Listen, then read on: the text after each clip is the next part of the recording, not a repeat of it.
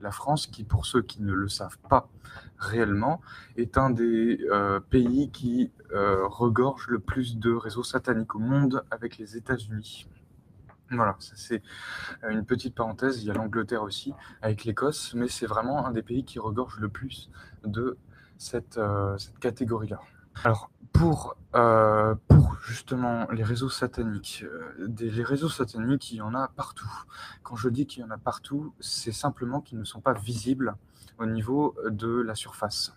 Quand ils deviennent visibles quand les personnes vont de plus en plus s'immiscer au sein de cette société, à savoir par exemple dans le domaine de l'économie, dans le domaine de la musique, dans le domaine de la politique aussi. Tous ces domaines-là sont complètement infestés et infiltrés donc par ces réseaux-là, pédophiles et sataniques.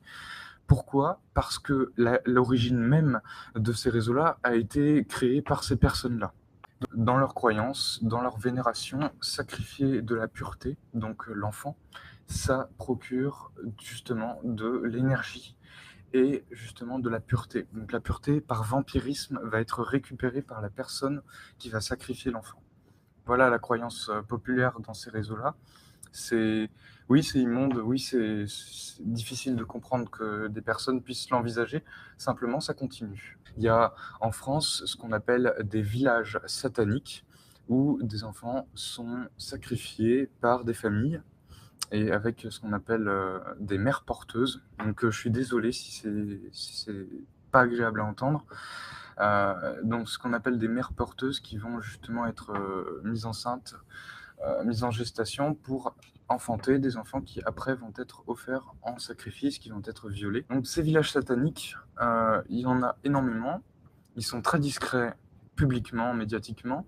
Ils existent, ils sont en grand nombre et leur but c'est de générer des champs négatifs de fréquences et de créer des vortex pour les entités démoniaques. Dans la pyramide du Louvre, c'est une simple information, hein, il y a des réseaux souterrains, comme c'est le cas de la plupart de la ville, dans la ville de Paris, où la ville de Paris est composée à 100% au niveau des souterrains de galeries, où dans ces galeries, il y a des salles de rituels, où des rituels sont faits en dessous de la ville pour pouvoir générer un champ d'énergie négatif qui puisse envelopper la population parisienne. Paris, c'est un exemple. À New York, c'est pareil. À Pékin, c'est pareil. Dans les grandes villes, c'est pareil. Désolé pour la vidéo, mais j'ai un peu mal au doigt. J'ai ma moite, etc. J'ai trop chaud. Voilà, bref. Si ça te dérange, bah, je peux te le réécrire. Donc avec mes potes on sort et là on se dit waouh c'était chaud, etc. C'est thug, qu'est-ce qui se passe? On se dit les gars venez on rentre et tout, il est tard, il était 1h du matin. On était rentré à je sais pas à 21h dans le truc. On était entre le 3 et le 5 janvier. C'était une semaine après qu'on a commencé une dizaine de jours après qu'on a commencé à rentrer dans ces sous-sols.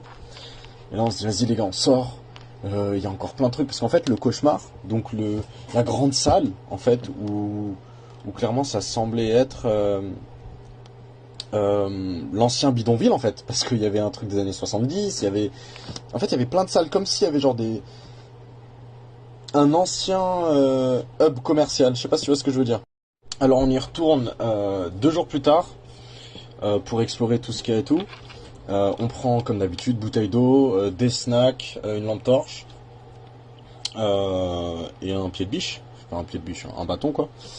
Et on y va et on se dit, les gars, venez, ça m'intrigue de ouf. Venez, on retourne au sous-sol. Donc là, on y retourne. Mais nous, on y retourne dans l'optique de montrer ce qu'il y avait, tu vois. Donc on y va, on ramène 2 nouvelles personnes avec nous. On leur fait, astaghfirullah, regardez et tout. Je leur montre la bouche d'égout qui était ouverte cette fois-ci, etc. Et là, il y a un de mes gars qui me dit, Wissem, parce que je m'appelle Wissem. Wissem, regarde des nouveaux trucs. D'ailleurs, j'ai été filmé à ce moment-là, mais on a tout supprimé de ce qu'il y avait. J'étais filmé à ce moment-là. D'ailleurs, j'étais filmé à ce moment-là et tu vois mon visage qui se décompose parce que ça m'a littéralement choqué en fait qu'on me dise qu'il y avait des trucs en plus. Et là, le mur qui fait une dizaine de mètres de long, non vraiment un peu plus, tu vois, c'est la moitié d'un court de basket. Il était entièrement recouvert. Il faisait 4 mètres de haut, 4-5 mètres de haut et il était entièrement recouvert. Et il y avait des noms cette fois-ci, il y avait plein de noms, il y avait plein de trucs, il y avait des dessins énormes, il y avait des étoiles. Et il y avait des traces sur le sol, des traces noires, comme c'était du sang séché. Et là, on a remarqué un truc qu'il n'y avait pas avant. Il y avait une porte en métal qui était éclatée contre un des murs. Et on se dit, qu'est-ce que c'est? Elle était éclatée et ouverte. En fait, elle était ouverte en deux. Genre comme si on avait mis un coup de hache au milieu. Et à côté, il y a écrit RIP avec 3 noms. Je me souviens juste d'un nom. Mais je vais pas le dire. Je le dirai pas et je le dirai pas. Je veux pas, je sais pas qui c'est peut-être un démon. Donc il y avait une porte avec ce nom-là, il y avait aussi d'autres noms écrits dessus.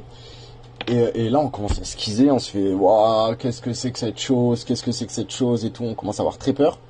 Et on décide de vouloir partir. Et là en fait, mon pote il fait venez pour rigoler, hein, venez on descend en bas des trucs des égouts. Donc on regarde en bas des trucs des égouts. Et en fait on voit qu'il y a du linge en bas, des vêtements tachés de sang qui sont en bas. Et on voit une grosse flaque de sang en bas.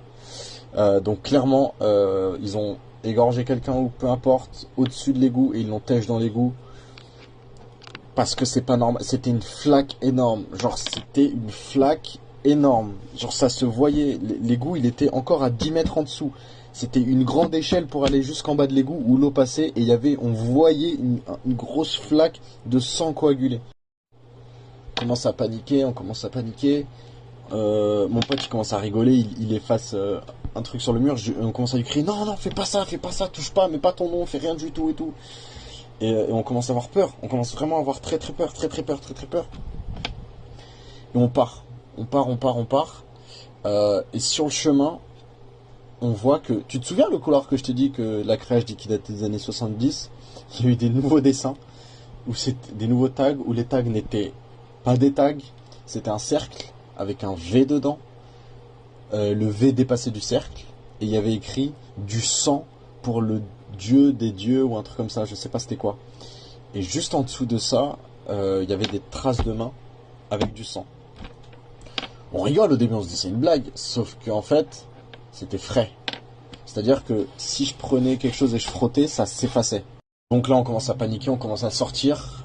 D'ailleurs, j'ai toujours chez moi un des vêtements que je portais quand j'étais là-bas. Il est juste derrière moi en plus, subhanallah. Subhanallah, ça veut dire... je sais pas comment l'exprimer en français. Désolé. Enfin, c'est en gros... le hasard, Dieu l'a mis là. Enfin bref, je sais pas comment l'expliquer dans ce sens-là, excuse-moi. J'étais avec un truc du Bayern, j'ai tellement couru que je suis tombé, je me suis complètement ouvert la jambe. J'ai ouvert mon bas du Bayern et tout, enfin bref, j'étais en panique. On est sorti, on ressort au même endroit, hein, devant la police, tout ça, et on est en panique, on a peur. On décide de plus y aller du tout. Et moi, j'avais mis ces vidéos sur Twitter, parce qu'avant j'avais un compte Twitter qui était pas famous, mais j'avais 300-400 abonnés. Par contre, je me tapais des retweets de ouf sur ça. Et un jour, il y a un mec qui vient me parler. Et il me dit ouais, tu ne sais pas ce que tu fais, tu sais pas où t'étais, supprime, tu vas avoir des problèmes. Donc moi, je commence à rigoler avec lui. Je fais mais tu veux quoi et tout. Il me fait viens DM. Donc je vais en DM et là il me parle, c'est un mec de Lyon. Il me dit supprime avant qu'il voit ça et tout. Je viens de voir ton Twitter sur un forum satanique et tout, supprime et tout avant qu'il te trouve. Je fais comment ça? Il m'envoie le lien d'une page satanique. Je suis parti sur un forum satanique où ça partageait des gosses et tout, enfin des gosses aux yeux noirs, enfin bref. Donc je vois il y a mon Twitter. Je fais wow, c'est quoi ça? Je regarde et en fait les mecs qui parlaient, ils disaient regardez, un initié a trouvé une salle et tout, où est-ce que c'est, je rêve d'y aller, etc. Et moi j'étais en mode, mais wesh, qu'est-ce qui se passe, c'est quoi cette blague? Et je te le jure, wallah, tout ce que je te dis c'est vrai, au nom de Dieu, tout ce que je te dis que c'est vrai. Du coup le mec je lui parle, il me dit qu'il croit en aucune religion, du coup il est devenu satanique, enfin il s'intéresse au satanisme et tout, mais il était très gentil le mec quand il me le disait. Il s'intéresse au satanisme, il avait que 16 ans, paix à son âme. Qui s'intéresse à ça, tout ça, donc il m'explique certains signes, je lui explique ça c'est quoi, il me dit alors ça c'est les astres, ça ils ont fait ça genre d'une pleine lune, ça nanani nanana, et après il me dit un truc qui m'a fait froid dans le dos, il m'a dit le petit panier que t'as vu, ça veut dire qu'ils ont sacrifié un enfant. Je lui fais quoi? Il me dit si, ils ont sacrifié un enfant, les petits paniers c'est pour mettre des petits os. Est-ce que t'as trouvé des poubelles à côté? J'ai fait oui, il y avait 2 poubelles, une pour des papiers et une où il y avait rien dedans. Il me dit ça c'est les os, ils les ont brûlés et ils ont dû s'en débarrasser. Je dis mais c'est pas possible et tout. Il me fait si c'est très possible. Rigole pas avec ces choses-là, je te conseille de plus jamais y retourner. Si un jour tu les croises avec tes potes, fuis. J'étais en mode ouais, mais ils doivent pas être beaucoup, etc. Il me dit des gens comme ça, c'est une société entière. Ils sont pas trois quatre à faire ça, le mur comme ça. Entre le temps où t'es parti et le temps où t'es reparti, il a fallu peut-être une dizaine, vingtaine de personnes pour écrire ce qu'ils ont écrit, sachant qu'ils n'écrivent que pendant la nuit. Donc toi t'as eu de la chance d'être reparti un jour où ils sont pas partis, t'as de la chance d'être parti après leur sacrifice, sinon ils auraient pu te le faire et je suis en train de péter un câble. Et il me le dit très sérieusement ça, il me le dit de manière très froide, ils auraient pu se servir de vous et tout, au moins vous faire peur. Parce que c'est ce qu'ils font au début. Donc là je panique, etc. Donc une semaine, 2 semaines, 3 semaines passent, je supprime tous mes tweets, je supprime tous mes trucs. Et là je décide avec des amis d'aller déposer un mot à la police, donc ce que je fais. Entre temps, nous on a décidé d'arrêter d'y aller, sauf qu'après avoir déposé le mot à la police, on continue à aller dans les sous-sols, mais du côté de la Seine, en fait pour explorer le côté de la Seine, parce qu'on l'a jamais exploré. Et du coup, on explore un petit peu, tu vois. Attends, t'es en train de faire. Et un jour, on voit qu'il y a des entrées qui sont fermées, etc. Les entrées qui permettent d'aller justement vers le cauchemar qui sont fermées. Donc là, on est en mode ouais, ok. Sauf que c'est pas fermé petit. C'est pas fermé petit. C'est fermé par des portes blindées. Quand je te dis des portes blindées, c'est des portes qui font 5-6 mètres d'épaisseur. Il faut des passes pour l'ouvrir, des clés pour l'ouvrir. C'est un truc de ouf. Donc oui, je te disais, des portes blindées de ouf et tout, on voit qu'ils ont mis des moyens, mais c'est incroyable, c'est vraiment incroyable, ça nous surprend. Donc on essaie de se diriger vers le cauchemar. Après, tu peux justifier ça en disant que on a dit à la police qu'on a réussi à aller dans les sous-sols de la défense, donc ils se disent alerte terroriste, etc. Il peut se passer un truc. Sauf que je suis désolé, ils ont pas tout fermé en fait. La défense, je sais encore y aller. Je sais encore y aller à la défense. Au jour d'aujourd'hui, je peux y aller. Je ne peux juste plus aller au cauchemar. Sauf si j'ai certaines clés spéciales qui me permettent. Tu sais, c'est les clés, genre un peu à la Lara Croft, tu vois, où il faut des clés avec des creux et tout, des trucs comme ça pour entrer. Donc ça me fait penser très fortement qu'ils continuent leur truc et que la police protège ça. Parce que c'est simple. Parce que c'est très très simple. Les gens qui faisaient ces sacrifices, ou qui allaient dans ces salles, c'était les gens de la défense. À 1000%, c'était des gens de la défense. Je te le garantis que c'était des gens de la défense. Déjà, quand tu voyais des contrats, des trucs de travail, au nom des entreprises qui avaient à la défense, c'était des gens de la défense qui faisaient ça. Pour leur carrière, pour quoi que ce soit. Et tu veux savoir le plus flippant? À 200 mètres de là, il y a une église. 200-300 mètres de là, il y a une église. C'est incroyable. C'est incroyable. Mais ça me surprend pas. Un rituel satanique en plein milieu du deuxième plus grand quartier d'affaires d'Europe, ça me surprend pas. Voilà. Voilà. C'est chaud, hein. Voilà, il y a toutes les vidéos. Juste pour vous dire les gars, vous inquiétez pas pour moi, pour ceux qui s'inquiètent. Après être passé par là, je suis parti me protéger, j'ai lu du Coran, vous inquiétez pas. Méfiez-vous des apparences, parce que ces fameux gars qui sont en costume cravate, c'est sûrement des gens qui prient Satan, qui sacrifient des gens pour lui. J'ai pas de photos à vous montrer, parce que j'ai tout supprimé de mon téléphone, mes amis ont tout supprimé de leur téléphone, je peux essayer de chercher des trucs, mais j'ai pas tellement envie, je vais quand même essayer, mais je doute de trouver parce que j'ai fait en sorte de jamais retrouver ces trucs. Juste ouais, comme je disais, méfiez-vous des apparences, ces mecs en costume cravate, ils vont pas à l'église qui est juste à côté d'eux, loin de là, très très loin de là, et ils se font protéger par le système.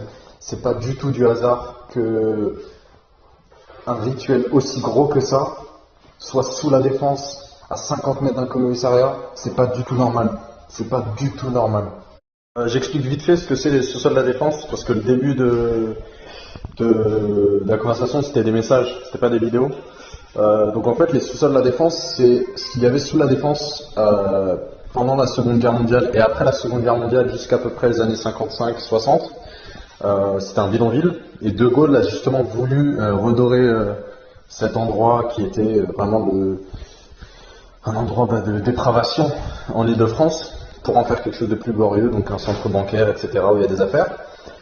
Donc ce qu'ils ont fait, au lieu de raser, parce que c'était impossible, il y avait des gens qui y habitaient, etc., et que ça, je sais pas, ils voulaient pas se prendre la tête, ils ont construit par-dessus. Donc ça, c'est là où il y a les salles de sacrifice, où ils ont profité pour cacher les salles de sacrifice parce que c'est 50 à 60 mètres sous le sol. Autre chose, les sous-sols de la Défense, à part ça, c'est uniquement les tunnels de maintenance entre le métro et la Défense et entre les grandes tours. Parce que les grandes tours, il faut bien qu'elles passent la fibre Internet, il faut bien qu'elles passent l'eau, etc. Donc il y a des canalisations. Nous, c'est ces chemins-là qu'on a empruntés et c'est ça qu'on appelle vraiment les tunnels de la Défense. Où il y a des salles sacrificielles, c'est pas vraiment les tunnels de la Défense, on appellerait plutôt ça le bidonville de la Défense. Donc voilà, il faut vraiment faire la différence sur ça.